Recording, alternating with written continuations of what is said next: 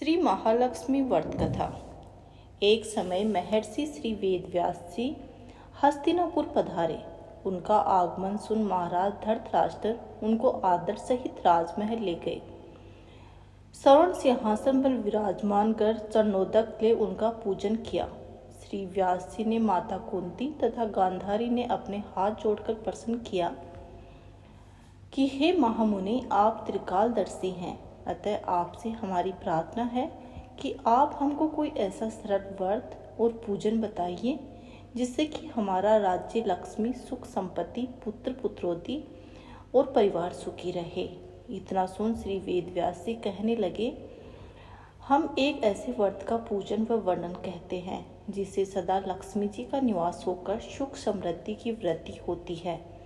ये श्री महालक्ष्मी जी का व्रत है जिसे प्रतिवर्ष आश्विन कृष्ण अष्टमी की विधिवत तिथि को किया जाता है। हे महामुनि, इस व्रत की विधि हमें विस्तार पूर्वक बताने की कृपा करें। तब व्यास जी बोले कि हे देवी, ये व्रत भाद्रपद शुक्ल अष्टमी से प्रारंभ किया जाता है। इस दिन स्नान करके 16 सूत के 16 धागों का डोरा बनाएं और उन्हें 16 गांठ लगाएं, हल्दी से पीला करें। प्रतिदिन 16 दूब व 16 गेहूं डोरे को चढ़ाएं। आश्विन कृष्ण अष्टमी के दिन उपवास रखकर मिट्टी के हाथी पर श्री महालक्ष्मी जी की प्रतिमा स्थापित कर विधि पूर्वक पूजन करें।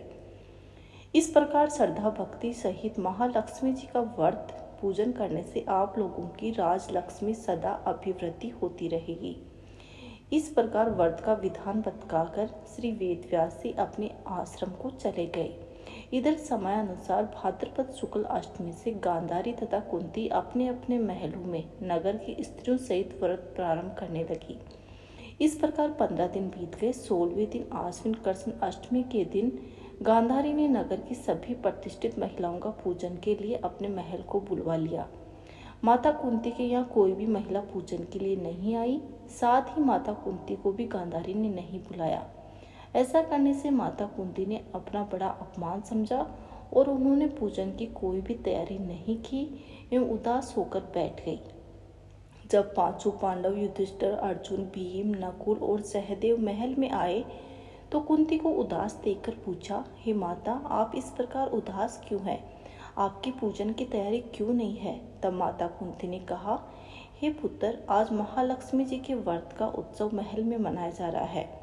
उन्होंने नगर की समस्त महिलाओं को बुला लिया और 100 पुत्रों को मिट्टी का एक विशाल हाथी बनाया, जिस कारण सभी महिलाएं उस बड़े हाथी का पूजन करने के लिए गांधारी के यहाँ चली गई, लेकिन मेरे यहाँ नहीं आई। ये सुनकर अर्जुन ने कहा, हे माता, आप पूजन की तैयारी करें और नगर में बुलवाव लगा दे। हमारे यहाँ सौरभ से ऐरावत हाथों की पूजन होगी।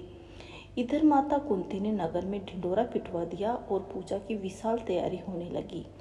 उधर अर्जुन ने बाण के द्वारा सौरभ से ऐरावत हाथी को बुला लिया।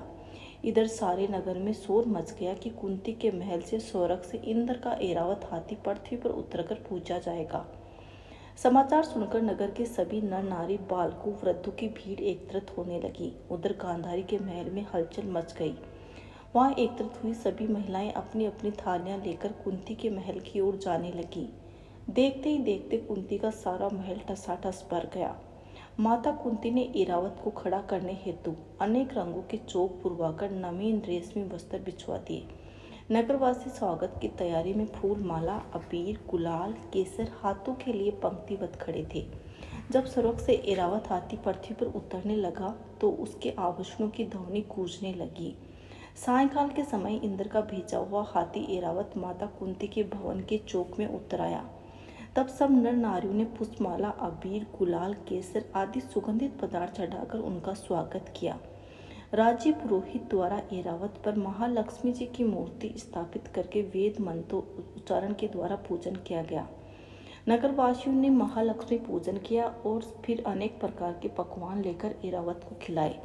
यमुना का जल उसे पिलाया गया। राज्य पुरोहित द्वारा स्वस्ति वाचन करके महिलाओं द्वारा महालक्ष्मी का पूजन कराया गया। 16 गांठों वाला डोरा लक्ष्मी जी को चढ़ाकर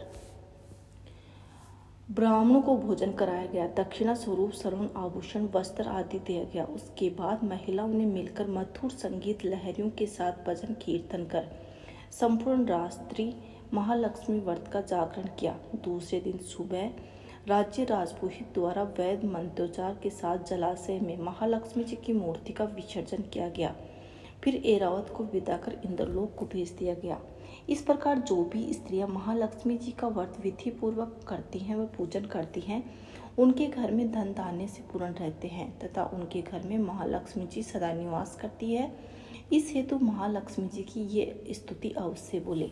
महालक्ष्मी नमोस्तुते नमोस्तुते, सूर्य सवि हरि प्रिय नमोस्तुते नमोस्तुते, दया निधे। बोली महालक्ष्मी की जय।